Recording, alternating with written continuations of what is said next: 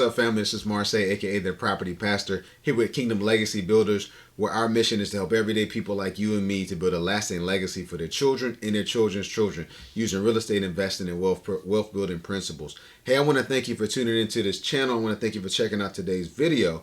And we are going to be talking all about single room rentals using your investment property and renting rooms out individually to individual tenants. And today I want to give you some practical tips on how to set the room rental up so that it can be successful. But before we get started, I want to remind you to make sure that you like this video. If you haven't done so already, make sure that you subscribe to this channel. Drop me some comments in the comment section. Drop your questions down there. We do review all of our comments and answer all of the questions that we get. But make sure that you like this video. Make sure you subscribe to this channel, and then share it with somebody else who needs to hear it, who's trying to build a legacy for themselves as well. But today, again, like I said, we want to talk about some practical tips to setting up your single room rental house. So if you have decided that you're going to take a single family house and rent out the individual rooms to generate additional cash flow, to protect against vacancy and things of that nature, and some of those other benefits, you want to take advantage of the appreciation of a single family house, but also get some of the benefits of multifamily investing. This series is for you. So I want to give you some practical tips. If you haven't already checked my pros and cons video out, make sure you check that out. We got a link here that you can check out as well to see some of the pros and cons and see if this is for you.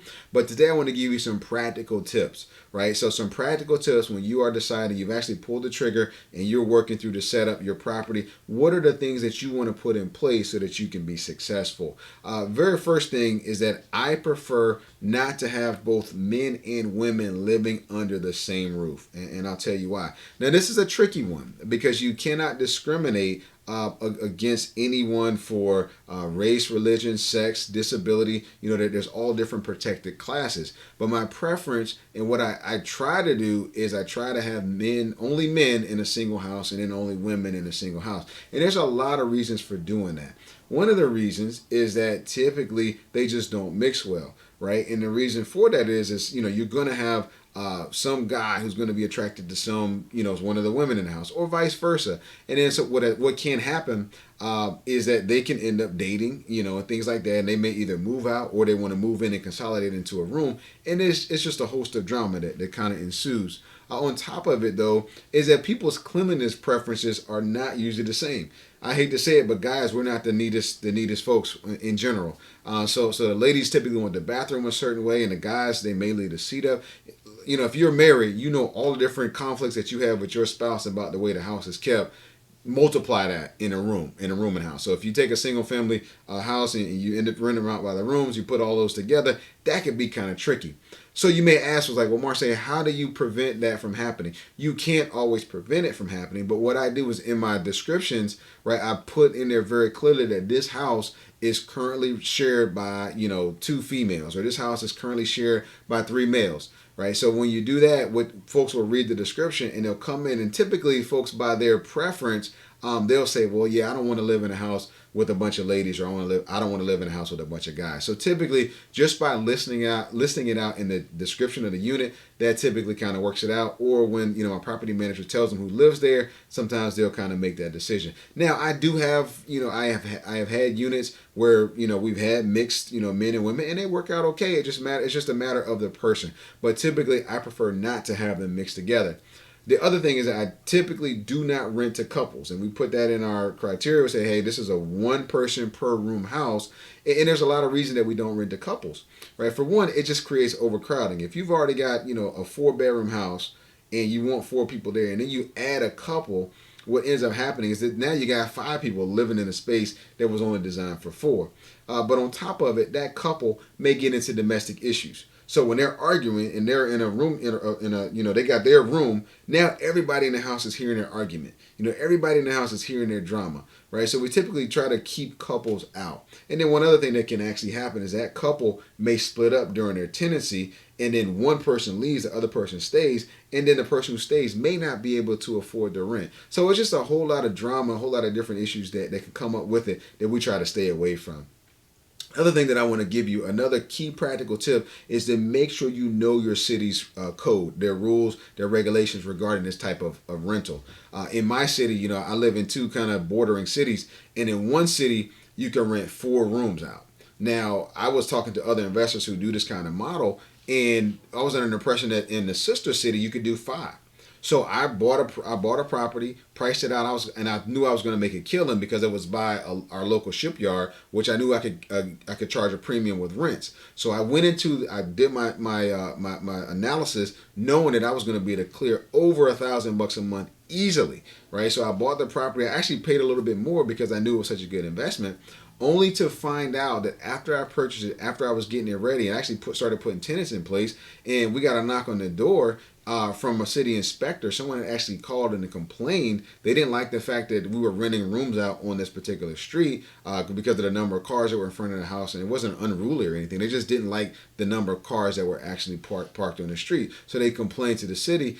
And we found out that the city's regulation was not 5 occupants; it was actually 3. So the city that I was familiar with, I was doing 4. But then I went to a different sister city that another investor told me I could do 5.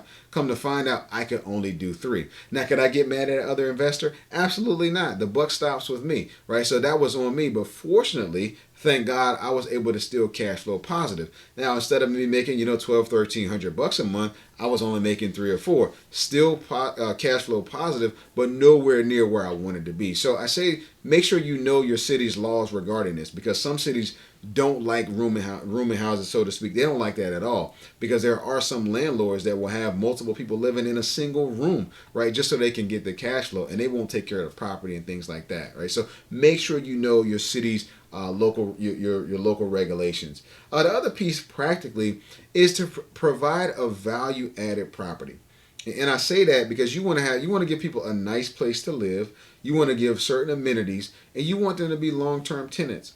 So what I always try to do is I understand my market, so I know typically what people are paying, and I try to give them a little bit more. I try to give them a place that's cleaner, a place that's nicer, a place where they got a washer and dryer, a place they may have Wi-Fi access and things of that nature. So those folks want to stay for a very long time, because there is a pretty good market for people who don't want to live in an apartment complex. They don't want to have to worry about paying utilities, and those kind of things.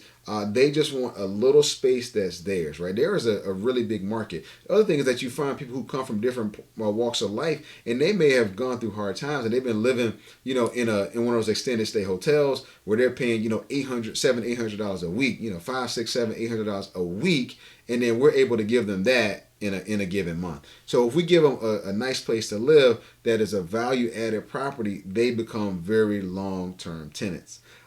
So with that though, with these kind of investments, oftentimes you do have to lower your criteria a little bit. So here's what I look at for criteria. So for me, I typically offer a little bit less. I require a little bit less from an income ratio. So on my apartment units, it's always our industry standard is 3 times the rent. But with rooming houses, a lot of times we drop that down to be 2 times the rent, because typically if a person can afford 3 times the rent, they're probably not going to need to stay in a room in an individual room. They're going to try to move on and get them a small apartment or something to that effect. So we typically only require 2 times the rent. Additionally, we require a little bit lower deposit. So oftentimes a security deposit is the first month's rent in many places, and we charge that on all of our apartment units and things like that, single family homes. But for our individual rooms, we only charge 1/2 the month's rent. And we do that because if a person moves out, typically it's not very difficult to move them back in. We're only talking about that one room that they may have caused wear and tear to. So typically in a given room, we may have to replace flooring, or we may have to just do paint. Painting a room is typically not that expensive. And oftentimes, we can get by without having to always paint in between tenants. So sometimes we oftentimes do lower our requirements for our single rooms. But one thing that we don't compromise on is the criminal background check and the eviction history, right? So if we do compromise on evictions, we often require they pay, several months of rent up front. And we make sure that we put them on a very short-term lease if we do that, but typically we try to steer away from any tenants that have eviction history. Definitely we don't take folks with criminal backgrounds that don't pass the sex offender background checks and things like that. So there are some things that we do lower our standards, but there are a lot of things that are just non-negotiable, right? We can't bring a axe murderer in. We can't bring a person who has on they're a sex offender and things like that. So with that said, the last thing I want to give you is what is my ideal tenant. Now, some folks will rent individual rooms to college students. Some folks will rent individual rooms to, younger people and things like that. But for me, the ideal tenant is an older tenant, right? An older tenant, and what I mean by that is 50 years or older. Again, you can't discriminate, but you can have an ideal tenant. So for me, the tenants that typically work out the best have been older. They may, they got stable income. It could be in the form of retirement. They may be getting Social Security. Sometimes they may be getting disability and things like that, right? But a tenant that's like 50 years or older, and what I usually find is that they just kind of want to be left alone. I typically like folks who are a little bit more introverted. They're going to pay their rent on time. They're going to pay it early. They're going to just go to their room and just be nice and quiet. They might have a little TV, might be on their using the Wi-Fi or whatever, but they don't really want a whole lot of interaction. They're not going to be all out in the common area, and things like that. So, but sometimes we get tenants who are very social and they become great friends, right? And they look out for one another. So, but for me, the ideal tenant is not going to be somebody that's really young in their 20s. Nothing against you guys, but what we typically find is that this type of property is not always the best for them. So, we get somebody who's a little bit more advanced in life. They typically work out really well.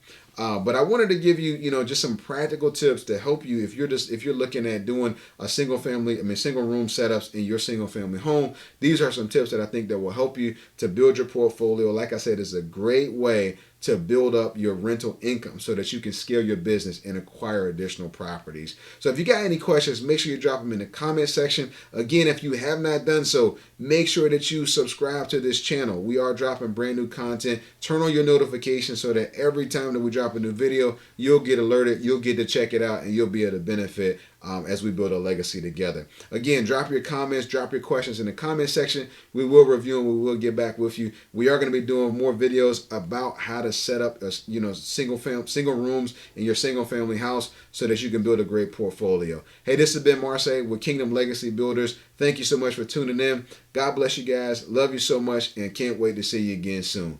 God bless.